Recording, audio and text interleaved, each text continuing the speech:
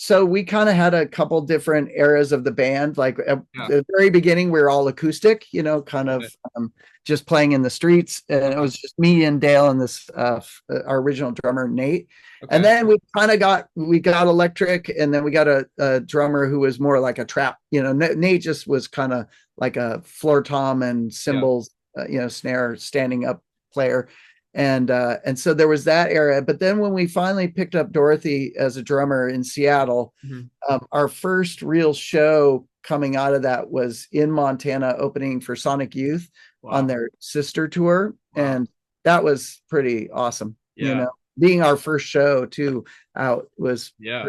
pretty special. And yeah, I mean, we did a bunch of tours with the Flaming Lips. That's the thing, is kind of like, I don't think of them as shows specifically as much as like spending time with a band on Right. tour is a Right. pretty kind of unique experience that Yeah. you can only really get if you're in a band. and Right. Yeah. and, Yeah. and it's a neat way. And so we toured with Flaming Lips several times really early on, and those were just so great. Uh, Now I'm gonna feel like I'm leaving anything out. I mean, those tours, like obviously we played with Nirvana several times, even on other shows too, and because they were from Seattle and a little younger.